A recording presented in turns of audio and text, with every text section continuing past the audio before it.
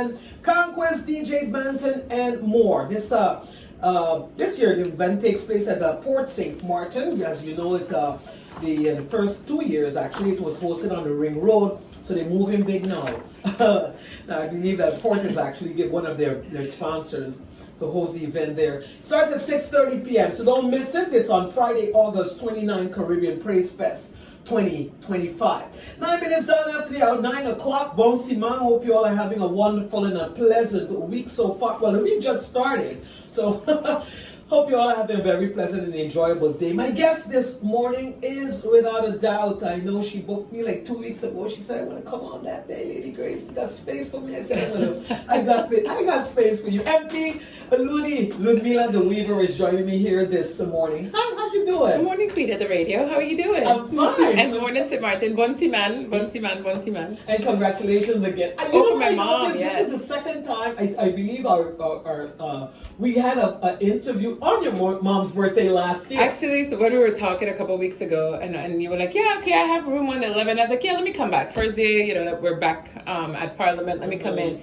And then I told my sister, I'm pretty sure last year I was there for my mom's birthday too, You were. But happy birthday, Mom. Yeah, thank you for all your patience with us since birth. Right? Since before birth. Oh boy, yeah. I sent out a shout out for her this morning. Thank you for that. Is she on the island? She is here, yes. Good. I didn't even have time to have coffee with her this morning, so I think afterwards we're gonna have to take her for lunch, for our celebratory lunch. Nice. What are you doing for lunch? Good question. She's probably listening to the radio now, as in, Ludi making plans for me without asking me what my day is like. Right? Yeah. Today you're actually going back to Parliament, right? Today, yes, we're back from recess. Our regular 6 weeks of summer. Even though I felt like I was still working the entire time, but yes, we are back today. So we have a Presidium meeting this morning, right? And then we start back on the meeting schedule next week. Tomorrow. Okay, I noticed over the weekend, last Saturday, that in the papers where Member of Parliament is proposing a VIP fee for yachts and private jets to boost government's revenue, and also MP Janssen Webster, she was calling to push laws on stray animals and issues surrounding women. For this parliamentary year, what is it? And also this morning in the paper, we see here that MP Roseberg is talking about cutting power without personal notice is illegal. Consumers may have a right to compensation. So I'm looking at this more from a legal perspective more than a parliamentarian perspective. Do you agree with that to some extent? Yes. I mean, I know Parliament, we're legislative, which you think, laws. Our sole job isn't really just to make new laws. It's also just trying to revamp or reform or improve or delete the existing things that aren't serving us. But the legal side of things is outside our purview in terms of GB. That is for GB and lawyers to handle, because it's kind of like, it's private sector a little bit to a certain extent. And I think I understand that we're representing people when we're in Parliament, but you have to also leave a separation of powers there for a reason. And we want to, I think it's a little bit thin ice when you're talking about if I'm a lawyer and I'm trying to represent people while I'm in the legislative branch of Parliament, there's a fine line between that, so that you're not overshadowed, getting into a conflict of interest area, because we're representatives of the people in our position. But then if we're also representing people on an individual basis, that's a little bit hard, but that shouldn't distract away from the fact that, people should have the best service that they're paying for. They should be receiving the best service from our electricity and our utility provider and water company, and we leave that for everyone else to handle from that perspective. But in terms of overall where we are with the things of GB, I kind of feel like this is deja vu. Wasn't I on your radio program maybe 4 years ago talking about the same thing when I sounded the alarm? I remember everyone kept talking about this article I wrote about GB being a national security issue, and we're still here today. And if I could talk about a national security issue again, I would say, well, GB is not there alone. Telem is also there, and it's been there. And everyone's kind of been a little quiet too on the Telem front. And also, a couple of weeks ago, someone, and actually one of my old colleagues from GB said, Ludi, everybody's talking. This was like 2 weeks ago. Everybody talking about GB, and how come you're not? I said, but I did my job, didn't I? Because I brought it up 4 years ago. It's still here at the forefront, but I feel like we're just staying on the surface of GB. We have to go deeper into it, and I will challenge every parliamentarian. I will challenge every minister, and I will challenge every supervisory board member, every manager in terms of the executive level, and every manager and every person. Whether they're working in GB or outside GB as a client, to go and reflect on what has happened in this company since Hurricane Irma. Go and take a reflection on it.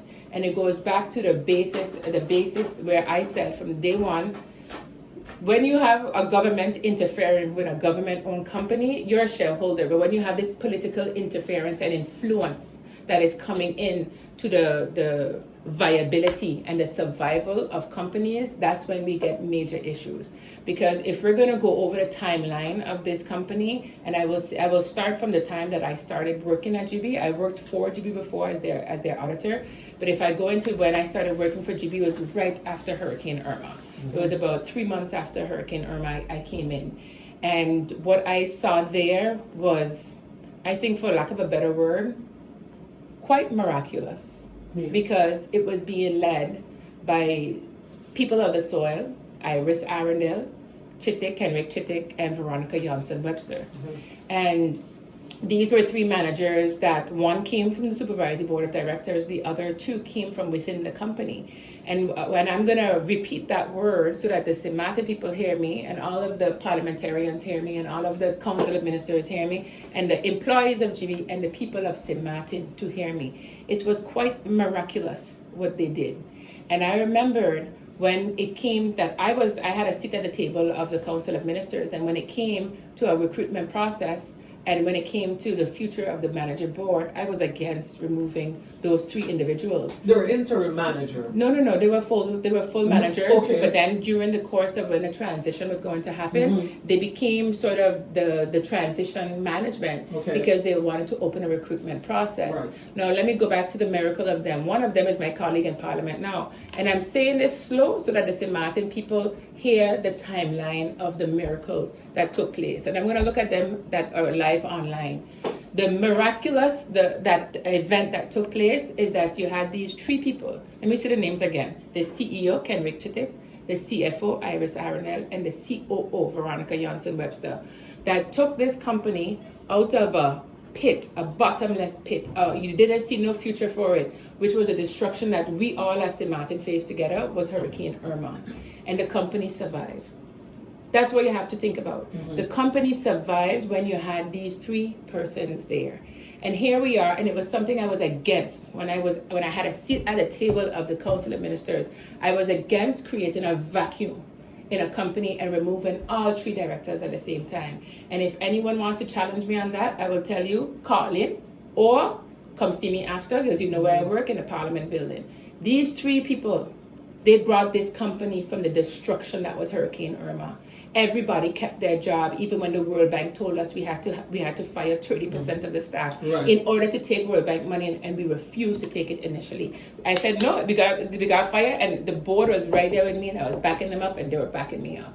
So I refused to take it because they wanted to get rid of people. But go back to where things were. So how did we get so far? And it has to do when you have political interference and you have people that don't know what they're doing, and they're trying to put who they want in management positions. Right. That you got rid of 3 managers that were doing their job, and here we are today to the point where not only are we not being served as recipients and clients of our utility company, but the employees aren't being served of it. And then you have another zizanie, as we just like to say, a big confusion happening. And the reason I'm telling the Semattan people about this is that I'm not coming here to talk about the rightful relief that Semattan needs from exorbitant bills, but it's a collective that Semattan people, all of us, have to decide to come together on a government level, on a company level, and on a citizen level, and demand the miracle that we had before, and that miracle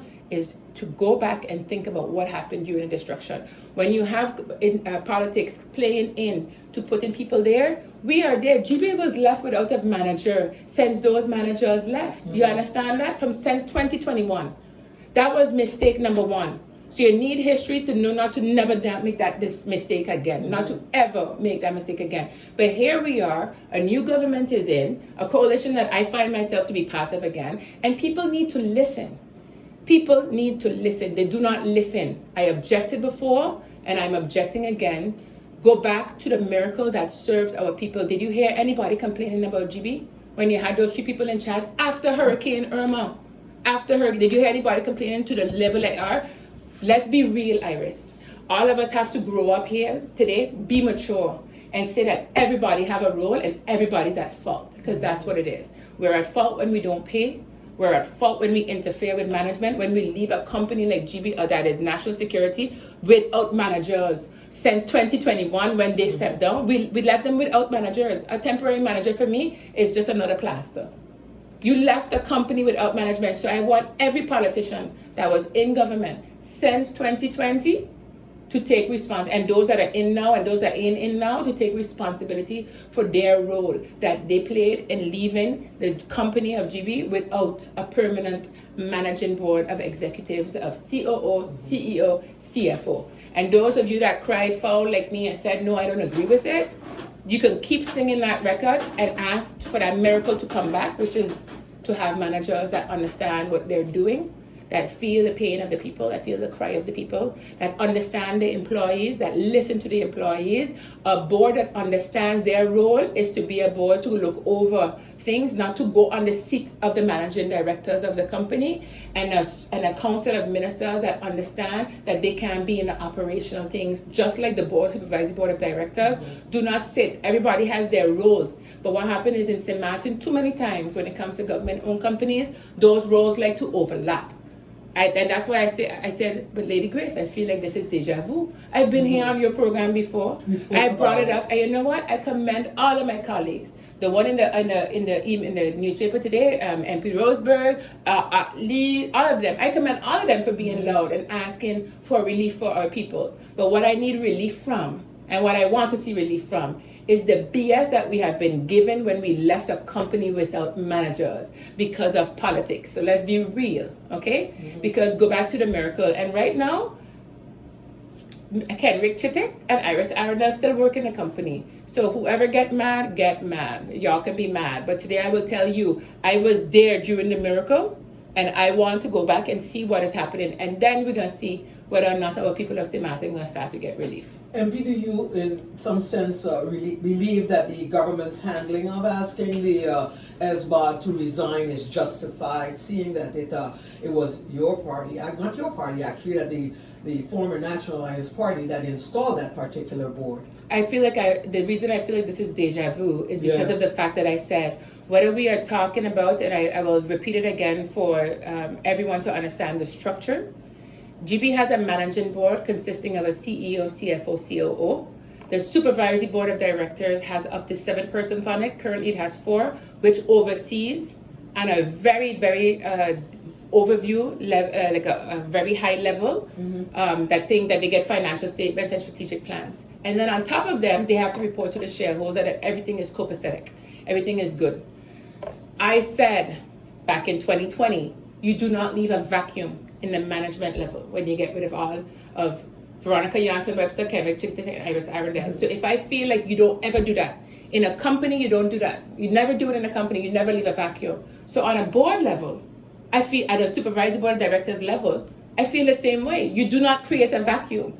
You never leave do we ever leave our council of ministers without ministers? Let's think about it, Samantha. So why, when you're looking at level 1, level 2, level 3, you think it's okay to get rid of an entire board or existence? You cannot do that unless you have somebody there taking over, because we're going to go back the same road we went when you got rid of Iris, Chittick, and Veronica. So when it comes, and I know that we're not talking about a managing board, but this is the supervisory board of directors. So no, I do not think it is the right way, and I have shared that with my coalition partners because you never leave a vacuum. Right. I shared it back in 2020 when I was a minister, and I'm sharing it now again in 2025 as a member of parliament. And I'm quite brave saying that no, you never leave a vacuum. Because that's very easy for us to look at it as in, do you agree, yes or no? I will never agree with leaving no representation. Do we ever leave St. Martin without a council of ministers? Do we ever leave St. Martin without a member of parliament? How would you think it's okay to Correct. leave a company without a supervisory board of directors or a managing board of executive CEO, CFO, COO? It's toch logisch. Yeah, toch. It's logical. Yeah. So no, I do not agree with it. Is it my direct responsibility? No, because I'm not part of the Council of Ministers, but I am representing in Parliament, and I've voiced that concern. And there's nothing with me doing that publicly because I feel like here I am at deja vu again. And let me repeat it once again so that the entire island can talk about it. Ask for better and ask for that miracle that got us through Hurricane Irma. We are in hurricane season right now. That miracle that we got through was put back the managing board that got St. Martin over the big issue, because right now we're at a standstill again of where there is discontent amongst employees. There is disrespect potentially, apparently, amongst the managing level. There is a disrespect on the board, the supervisory board of director level, and there is disrespect on the governmental level. So grow up and get together. We are an island, a community that is trying to get out of the issue of, inconsistent energy supply, and then because we did have our load shedding, and we're trying to get to a place where we're all working together to improve everything about our lives right now. It goes beyond relief, but the only way we can do it is not by dividing ourselves further. Be mature, grow up, and take responsibility for the role that you played in the demise of this company. Do you think there will be a day, I should say then, that they can provide, there will be a day to provide relief on the fuel clause? I absolutely, Okay. I absolutely do think that there will be a day, but that doesn't come alone, Lady Grace. What does it come with? It comes with the fact that we need to be mature, we need to grow up and say, let's hunker down, guys. What do we do normally when we get our backside handed to us by a hurricane? We all come together, everybody feed each other, everybody build back with each other, everybody clean up together. And this is a cleanup that warrants everyone together. Because you cannot blame it solely on government, you cannot blame it solely on the company, you cannot blame it solely on the clients that can't afford to pay, and those that pay. You cannot blame it on anybody, Lady Grace. Everybody, I just said it. We're all in Take it respect, together. take responsibility for the role you played in where we are at today, and you will see that even if you were a person that were paying your bills on time every month, what are we demanding from our representatives? What are we demanding from our utility provider? Are we asking them to give us a lower fuel clause? Are we asking them to move into renewables? No, we're not doing that either, are we?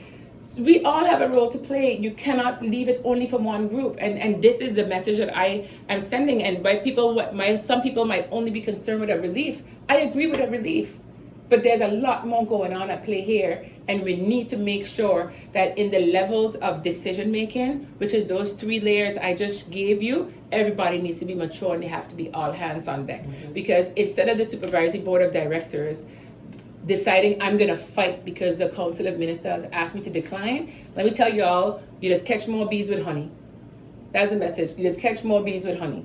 So go and get together and go meet and think about the greater good, which is our people of St. Martin. Because if you continue having a company that is existing where we are surviving on diesel generated containers that was supposed to be a temporary fix, diesel is more expensive than the fuel that was basically making the engines go. And that's why we're also in the issue, because diesel is expensive. Every time we got to use diesel for those things, we're going to pay that premium on it. So, this is not I didn't come here without a solution. Okay. I didn't come here saying, oh yes, we need relief and then the government got to give it to us, because we have to look at all of the the details, all the pieces of this puzzle, but I will say what I saw was my responsibility and what I will take responsibility for from the time that I became into a position of influence and had a seat at a table, because it started out as a minister, is never to have never to have left a vacuum on our management level. Go back and understand why things worked when you had the 3 C's that came from this island working in that company, because everything was going better. And I will give St. Martin a little, and you as well, a little sort of preview into how GB works and why I took so much pride working there, and I still take pride there. I still sometimes when I see a colleague, I say, okay, so what are we doing? How things going? I still talk as if I'm still there, like we, and I mistake sometimes. Still part of the team? Yes, I say we, because they're my family. GB is a family, GB, working there is, when you come in as a managing director, GB people always standoffish. They always, because they feeling you out. Whether you've coming from there or you came from outside, they're feeling you out. But you have the biggest challenge of proving to them that they can trust you, and proving to them that you deserve to be part of their family. Okay. And this is always a little bit of touch and go in the beginning phases of dealing with new management in this company. But the minute you prove yourself to the GB team, the workers, the employees, the bloodline, they'll have your back no matter what. But the minute you try to, I would say maybe separate them and not unify them, they're gonna make you feel it. So I will say, go back to the times when the company, everybody was working together. Because if you go back to the decision that should have never been made in 2021 to create a vacuum and remove those 3 persons, that would have eliminated a lot of the issues we have today. What is your take on the Prime Minister approving interview of the management of GEBE with USA Today? In addition to that, there were three other government-owned entities. I understand it was the harbor, the airport, TILM, and also GEBE was added to that list. You use the word approve. The Prime Minister, the Prime Minister doesn't have to approve that. You know why? Because if the Prime Minister approves that, then he's potentially sitting. So how do I rephrase that then? I don't know if that was the case. GB, any expense GB has to make has to be done by its own management. And if it's over 50,000 guilders, it has to be approved by the supervisory board of directors. But when you're talking about 4 different government-owned entities, who gives the green light on that then? The managing director of the company, which is either the CEO, CFO, or COO. If government is making a decision on that, then that's outside of their purview, outside of their responsibility. And if that's what happened, then that's incorrect. The Prime Minister was also interviewed. That's why I'm saying. But what I saw, if I read the article in the Daily Herald about exactly that, it stated that the temporary manager said we were doing something, but government asked us to do this, and that's how. So who is government? Let me try to remember what it was. It said government informed us about this, and it's good exposure for tourism. So where do you think it came from? The last time I checked, GB is not in charge of tourism. Right. And actually, I think that is very short-sighted of a managing director to go give, or a temporary manager to go give an interview about GB when we haven't sorted out our issues, because what's going to come up of it is about, well, is your load shedding over? Did you come up with a permanent fix to your load shedding issues? You're talking about tourism. Tourism is not your job. So my thing is this: some people need to stay in their lane and occupy themselves with their direct task. Stay in your lane. That's why I said, you said the word approval. If they needed, nobody in GB, the temporary manager, nor the supervisory board of directors need approval from government to go spend money to go do an interview somewhere else. They don't. And if they're telling you that they got approval, they didn't need that approval, and that is just 100% not true that they need that approval. Never. Whether it's TELEM or the port or the harbor, you do not need government approval to have an interview with a journalist. Even as a government-owned company. You know, because the government-owned company is an envy. It is operating like it's a profit-oriented company. There is different layers of management that people have to stay in their lanes. And if they learn to stay in their lanes, then maybe we wouldn't have the confusion we have with this of all over the place. What we're faced with right now. Absolutely. Because it is government interference that had to. When people wanted to put, it's politics. When people wanted to put management, different managers in NGB, it's so they could do what they wanted with a company. But what have you done in turn? This is what you've done. You've created an issue because of your silly, short-sighted, power-hungry interference that you have with government-owned companies, and why you have to get the law involved. Sometimes you have to get judges involved on a basically a judicial level, saying, if y'all don't stop playing, I'm gonna put who I want in these companies. That's what happened with the port. So let's just be real, St. Martin. People have to stay in their lane, and what I will do every time I come up here is teach as in a simplified manner as possible the sort of levels of authority that we have, the different layers of management and structure that you have in these companies, and it is not government interference. So I challenge that statement that I saw in the Herald that we were helping government. No. If government tell you you have to do this, you should have already put up your hands and say, I object. You can't tell me that I must pay $15,000 to do an interview because I don't have that in my budget. And you're not the Minister of Tourism. You don't, like, what a utility company, what are you doing? What are you doing advertising and then telling me that it's based on tourism? Stay in your lane, sweetheart. Right. Your job is giving us consistent energy and water supply. Absolutely. You don't need to do the work of the tourism office and the Minister of TIA. Right. You don't need to do the work. But that's why I said I challenge that statement that government asked you for approval, and if government told them to do it, you're wrong too. You're wrong too for doing that because you overstepping your authority. You can't tell me what to do. You review the strategic plans, review the financial statements, and take away the liability from the managing directors and the board for GB. That's your job. Do it. Should the SBOT tender their resignation? The supervisory board of directors need to go take a reflection on whether or not they have been doing their job optimally.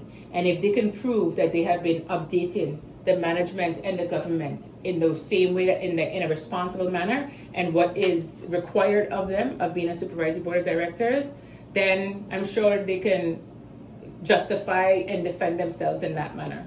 But we have to be very careful when we start doing this same old way of sort of politics, as in that we're not destroying people at the same time, because we tend to have all of this playing out on a very obvious and public level, that we're no longer really taking people's dignity and their reputations into consideration. And one thing I will say is, every time you think about taking on a job or taking on your nomination to be a board member on the supervisory board of directors, whether it's advisory board or one like this, a Bustier, the supervisory board of directors, you have to really understand the liability you also take when you are a board member. You take on a big responsibility that any decision that is detrimental is also your financial responsibility on a Bustier, on a supervisor. You have the same way how government is legally responsible when they want to reinstate shareholder representatives. The board of directors of these companies, specifically Port, Airport, Telem, and GB, these are heavy roles where you can be held personally liable for that as well. And this is what I always remind people being on the board. And the board has to fit profiles which are met. We have a former lieutenant governor also on that board.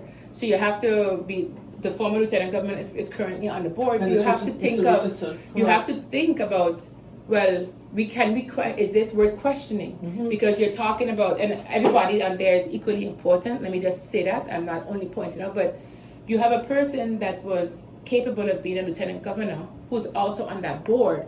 So you have to be like, is this right? Is this safe? Because on thin ice. but you know the background screening that goes into being a governor and a lieutenant governor. Absolutely. So you have to say this is a job of integrity. Are you? Absolutely. And this is why I tell the board of anything.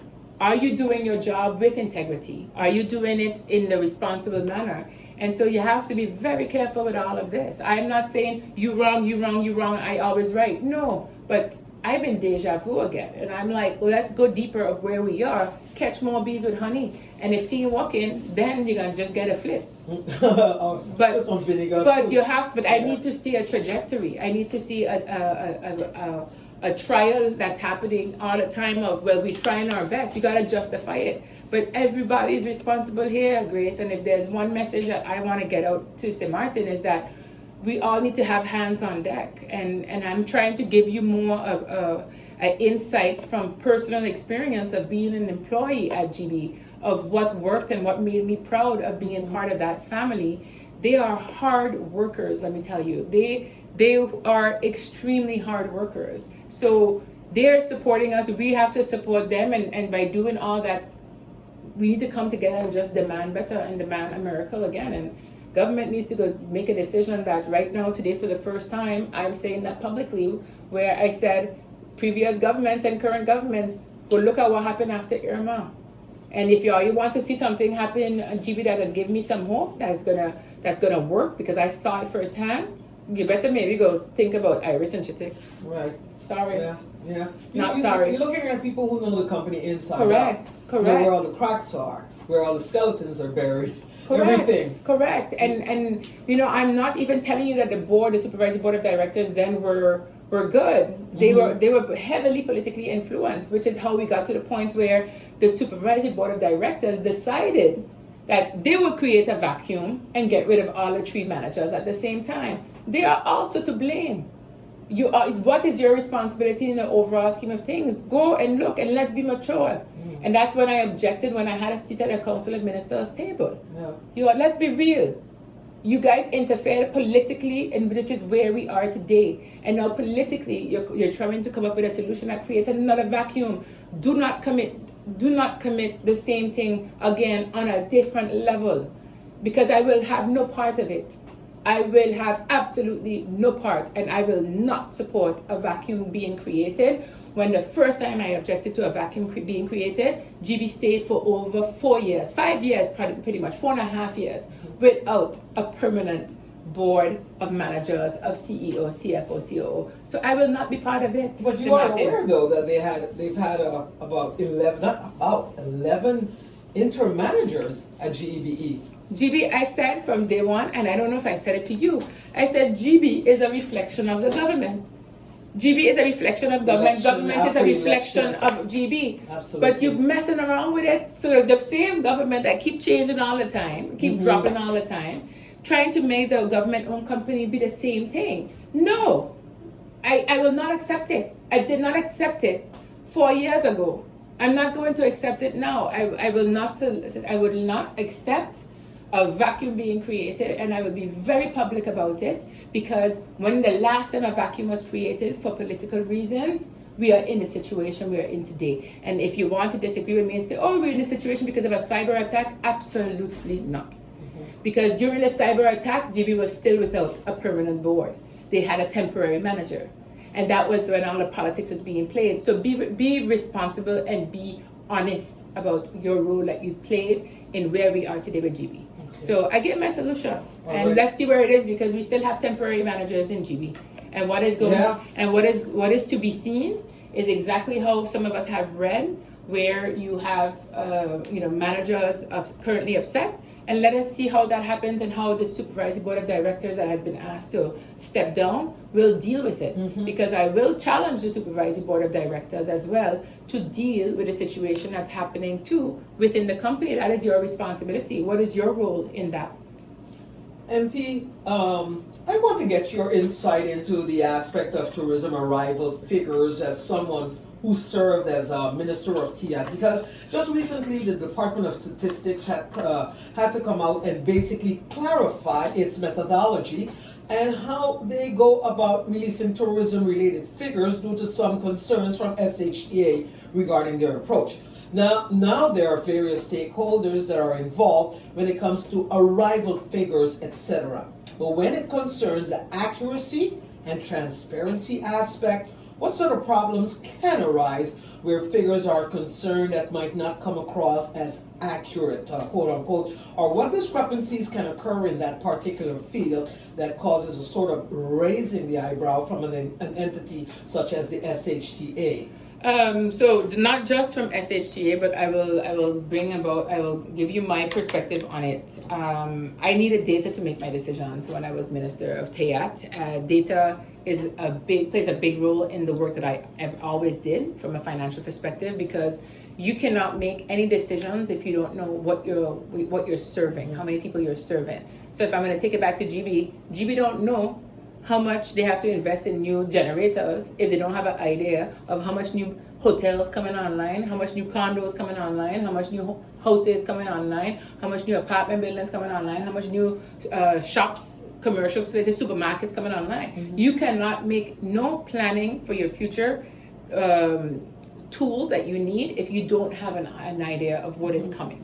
So, and you can't say, oh, because you can only be 50% occupied, I'm gonna only, invest in 50% of that total electricity I need to produce. Mm-hmm.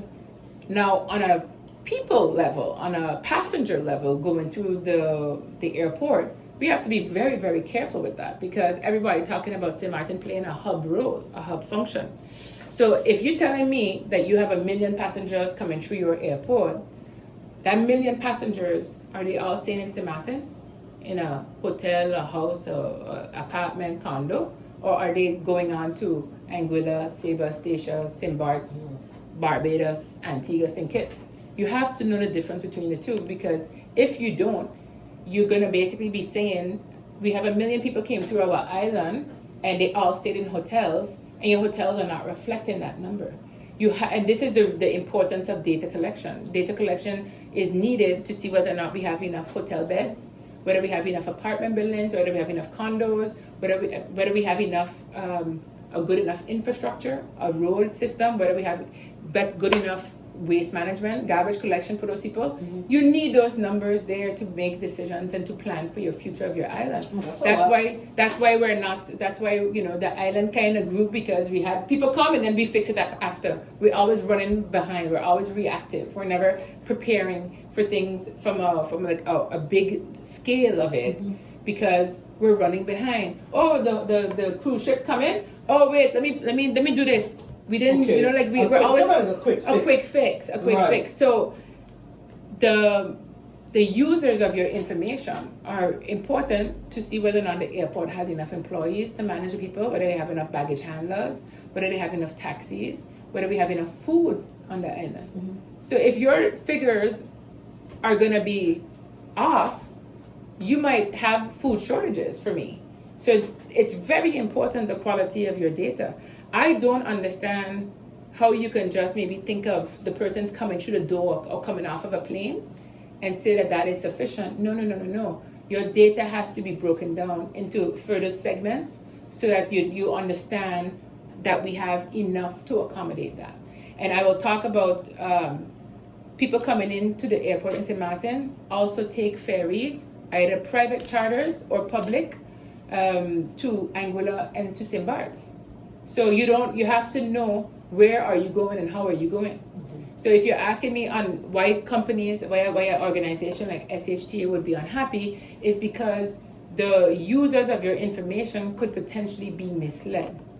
So imagine I'm making a decision. I have a jewelry store in town, and because I said, but wait, we always had on average about 500, 600,000 stay over guests every year. That double? But let me see if I can double my profit. After a while, I'm going to keep my shop in town and I'm going to open a shop by the airport. And then all of a sudden you open your shop, you make this huge investment, and you're like, but wait, where's the other 500,000 people coming in because they ain't shopping. Mhm. Or you You're open not it seeing in a correct. Right, you're not Or you seeing open it. another branch in Simpson Bay. So that's why you have to be very careful with the quality of your data and the users of your data. So the users of this data are going to be whether another airline is going to decide our flights are so full to St. Martin, we're going to add on another plane. We're going to add another plane from Miami. But St. Martin, where you get your numbers from, you say you had 1 million people coming to your airport, but I don't see that in the numbers of my flights. You have to be very careful. So data is extremely important for decision making in government, because I needed that data when it was COVID time. And I remember specifically, and you can ask the former CEO of the airport, I said, I need this information coming from the airport, and here's a table that I want you guys to provide to me, please, on a weekly level by Monday at 5 p.m. And I created an Excel because, St. Martin know by now that I love numbers. So for me, 2 and 2 is always 4. It's never 5. And y'all can get mad at me when I don't agree on certain things of numbers, but I will stay true to my mathematical mind.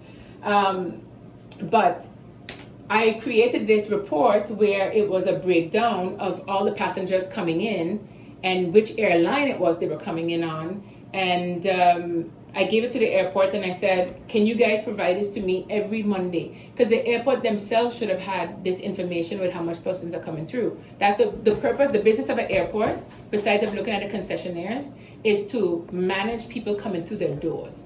Coming off of a plane, going out their exit, coming into their airport. That's the business at the core of the airport. So you should have those numbers, otherwise you don't have enough bathrooms to serve them when they come in. So if they're otherwise in you transit, don't, otherwise you don't have enough chairs for them to sit on, otherwise you don't have enough baggage handlers. This is why information, so I know they had it, I just needed it to be broken down in a usable format for me so that I can update the public and say, well, St. Martin, 5 years ago, in 2016, which was our base year before Hurricane Irma, we had 100,000 people, but now we're at 30,000.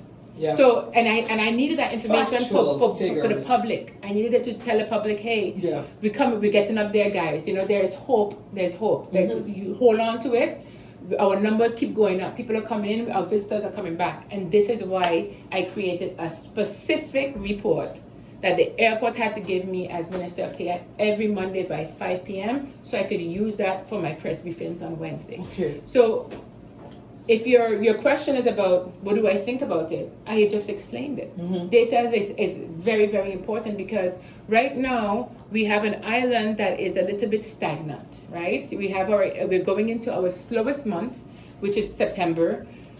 You have business owners at all levels, whether it's a car wash, whether it's a hotel, going from a car wash, from a fruit and vegetable seller to a hotel. All of these people are making plans for their next big season, the next high season. How am I going to accommodate the 1 million passengers coming through St. Martin? Am I going to get more inventory? Am I going to get an extra staff? All of these have financial implications that if we don't have the right data, we will be making the wrong investments, and it will not serve us in the sense of our country being improved, our country being thrive, finding itself in a position where we thrive. So it's very, very risky. And again, I challenge everybody to sit down, sit at a table and discuss these things. Don't write it through articles. Call these urgent meetings and say, you guys aren't listening to me when I send in your phone calls, when I send in your WhatsApp, when I send in your emails. So I need us to sit down so I can explain to you why I think your data is wrong. You have to, because we're all here doing the same thing together. We're all trying to make a living on this island. We're all trying to pay our bills together on this island and educate our children, live in unity, live together. But we constantly giving each other more divisions. And it's not going to work that way. Just sit down and talk. Sit down and talk and say, I'm only trying to help you improve, St. Martin. So if there's a dialogue not happening there, that's what I need to go focus on right now, of getting together and talk. Okay. Sorry. Yes, okay. I feel like I just talk. My cousin gonna cuss me and say, you don't need Grace, give me a chance to answer a question. MP, I know you got a lot of pushback surrounding your decision not to support a motion of a fellow MP for the breakfast program for students. Now, school starts next week. Now, I know you have a mindset why you chose not to support that motion. Why did you feel it necessary to deviate from the majority in Parliament on that? For The breakfast program. for attention of the fact that you guys are giving me a short-term fix to a major issue. But that we wouldn't it have. be at least you didn't want to just go for it for short term? No, absolutely not. It was literally the perfect example of a protest vote, and I think if no one understood that, then it's my responsibility to explain that to them. Which I can't remember if I made a video on it. I actually should release that video. I made a clip on it to go online for the fact that a breakfast program, you're giving me a 3-month breakfast program, and when you speak to all of the NGOs, and if anyone paid attention to the response of some of the nonprofits, they actually agreed with me. They said, you're right. They said, Lydia, you're right, because it's a plaster fix to a major issue. And that's why a protest vote exists there for a reason, to say, obviously she's doing something, so what is she doing this for? I did it to bring attention to a greater issue at hand, because I just explained to you that we have this reactive way of governing. Right, We you fix did. things after the fact. When you're dealing with something like a breakfast program, this has been an issue for eons. This has been an issue for years. It has been an issue forever. So when you have a new minister or someone comes up with a plan for a breakfast program, I want you to tell me how you're going to finance a major issue like that. Long Because term. yes, we have a major issue. I remember when I was in Sister Martha, we had Miss Connor, my amazing Miss Connor there, that would give food in the morning, a cheese sandwich and hot milk, and it was Nido milk. And 2 children, and then in the afternoon you had a hot dog too. I remember this. So this is something we need. This is something that we need in our schools. But doing it on a motion level of Parliament, there's some things I agreed on, something I didn't agree on. I voted on with motions. A motion is basically a promise to do something. The person in charge of that, and they're giving it to the Minister of VSA, and the Minister of VSA say, okay, I'll take money from me and give it to you, Minister of ECYS. How often are you going to do that? When we have major health issues on the island, health concerns. That's another topic. So how are you gonna tell me that it's a good idea to find 50,000 guilders for a plaster that's a bigger issue? This is a major issue we have on the island. Give me a permanent plan. But if you guys want a fix to it, those people that objected to my vote, if you want a plaster, then I'll give you a plaster and I'll vote for it next time and not be vocal about an issue that we have that is a major thing on the island. So it was a protest vote for you to think about a long-term plan. Think about longevity for it. And that's why I mentioned I gave them a timeline. I gave them a timeline from since 2020, what the ministers have done then, and then nothing happened. We had a breakfast, so this breakfast program better not start for 3 months and then end after that. That's what I'm gonna say. It better not start. Right. Because it happened before, and it better last for more than that. And I will tell them every budget debate, I'm gonna come up and ask the same 14 MPs that vote for it, what happened to the 3-month breakfast program? Because it better not be for 3 months. Because that's the reason for a protest vote. You protest to something that you think is a BS plaster. And that's what it was, a plaster. You can't get mad at me for practicing my right to make a decision on a motion. Because if you wanted me to vote for them, then hold a gun to my head and tell me to vote for it. But I protested to a plaster. And so the plan is to sit down with the NGOs and decide how you can give continuous funding to the NGOs that are feeding our vulnerable persons in our society. And a lot of them are elderly and homeless, or as they call them, rough sleepers. Tell me how you're going to fix that part too at the same time. And at the same time that you're trying to feed the school. That's what I want to know. You're monitoring this closely. You think? Very closely. That wasn't That's why I was so happy that I have a relationship with these nonprofits. And when they called me, I said I appreciate you messaging me and telling me I was right. So I said I didn't do it because otherwise they would have had my head. Yeah. But I do the work with these nonprofits, so I see their struggles. I don't post it. I don't take pictures and say, look, I volunteer on one day. I don't do that. I'm there all the time in the background. So you have to be involved in it to understand understand. what's going on. This is a long-term issue. So this 3-month plan better not be a pilot plan. It better be one that's gonna be there every month. Because what I told St. Martin, school is not only going on for 3 months, Grace. School is all year round. So don't give me a pilot program that's gonna last me 1 semester. Give me a pilot program that's gonna happen all year round. Because what's gonna happen to those children after 3 months? Tell me. The motion did not consider that, did it? We voted for something for 3 months. It didn't consider after that what we're gonna do. A pilot project is done to see whether or not there is any justification for us to continue it. Minister Viesa at the time, Otley, also had a pilot program that ended. It was an excellent program. But what did the pilot tell you? Well, just do something there for 3 months and that's it? No, sweetheart. A pilot program is not a study. We have an issue. Long term. It's not we don't need a pilot to tell us that we have an issue with our children. Exactly. We don't need it. We know it, guys. Yeah. And so I'm gonna say it again. I do not agree with the plaster. Talk about how I want to know how you're gonna put aside money every year as a government to make sure that every school has a program to feed their children. Absolutely. Because you remember what happened in the past. The airport used to pay for it. And I think it was during the time of Miss La Vega. Yeah, Regina La Vega. When Miss That's La Vega correct. was the CEO of the Correct. airport, she fed the children too. So again, we have the airport feeding the children. The port gonna feed them too. Telem gonna feed them too. GB gonna feed them too. Or the government gonna feed them too. So no, if you want me to go back, I know the feeding programs in the school. I know the food programs from before this government. So don't get mad at me and don't tell me, oh, you should have voted for it. Shoulda, coulda, woulda.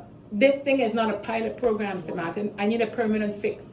I just don't need lip service for 3 months, and then I have people writing about me. But you're free to write about me, sweetheart. And my shoulders are broad. You can write about me, but don't force me to make something that's against my core. Right. Because I will not. I'm not that kind of representative.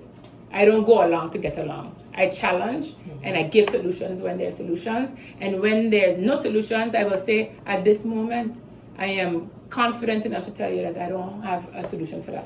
I need to go look into it more. I don't pretend to know everything. But what I know well, and I'll share that with you. Real quick here, MP, before I let you go, Yeah. U.S. tariffs are currently in effect. When will Parliament be having that meeting again, that discussion again? Because it's in full effect now, and definitely we are already feeling the effects of the high cost of living. But this in some way, in some sense, will probably double on what we're already paying. I hope to God not. But surprisingly, well, not surprisingly, coincidentally, we have a meeting coming up, and people are going to be like, how did she connect this with this? We have a meeting coming up with some cargo companies and related to the port that's happening in Parliament this week. I don't remember if it's closed door or not. I have to double check, but I'm pretty sure when we're going to be talking about the port and cargo and prices coming in, that's going to come up in terms of the effects and the impacts that we're going to feel. So I will be able to update after that, because I did see that. I saw the news over the weekend of all the headlines of the U.S. newspapers. They come up on my news feed on my phone, and they were saying, "Yep, everything's in full effect right now." And Trump is like this, yelling from the White House to the journalists or something. And the impact of that is what we need to know. And it goes back again to having good data that's going to help us make proper decisions as a government. But I will see that. And I'm pretty sure it's going to come up this week. Okay, Parliament, that is. Okay. During our meeting. Yeah, go back to Parliament today or tomorrow? Yes, I actually have a Presidium meeting that I'm late for, that I'm going to go to now. What is on the agenda today? Oh, Presidium, that's usually Presidium. Presidium, That's okay, that's closed door. Okay, that's closed door. So I'm sure things like Parliament building, that's not a secret or confidential or anything, but with Presidium, it's usually just the day-to-day operations of Parliament and any decisions that have to do with staff, with the building, with the AV equipment, with our website, because we're still working on Parliament was trying to improve a website where people can log in to view our meetings better, that they can get the information from their representatives, their members of Parliament more. It's just a cleaner website is what we've been busy with, so I'm sure all of that is going to come up today in our updates. And then tomorrow? Tomorrow we have on schedule, I think, some approval for. You're funny. Oh gosh, there probably some travel coming up. Some Okay. IPCO, some the what do you call it?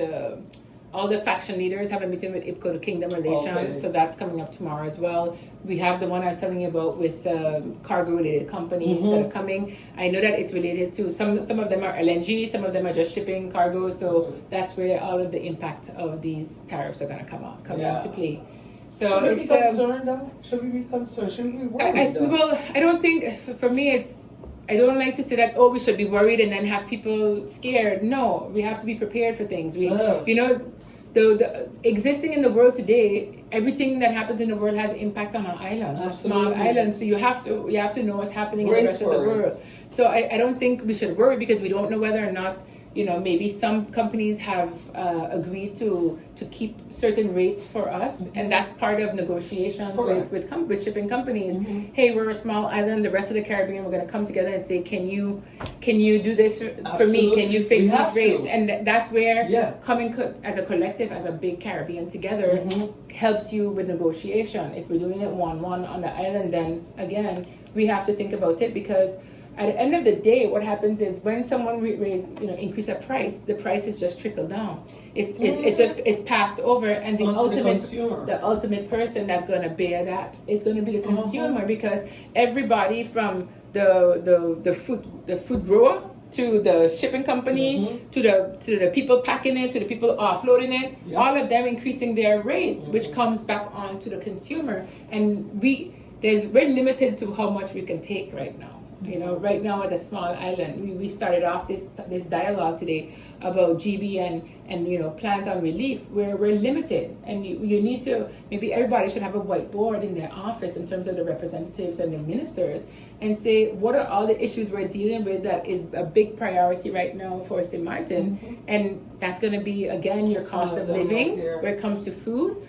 Your cost of living when it comes to your utilities, your cost of living when it comes to your rent or your housing, your everything, your cost of living when it comes to schools. Like, it's a lot, and it's overwhelming, and we got to take it on. And that's why we have a division with different ministers, because everybody has to take on their own load and have to deal with their own responsibility. And what I want to see is everybody taking off some load from the people through their direct responsibility in government, and I'll remind them about it. That's our job. That's why we are here as a public servant, taking your woes, taking your drama, taking your struggles, but also taking your happiness when things are good.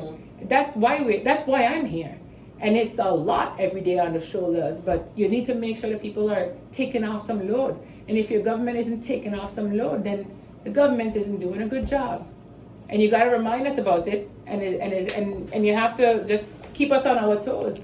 And that's what we're here for. That's why we chose to be. Why I chose to be a public servant. What is your current approval rating of this ministry now, this government so far?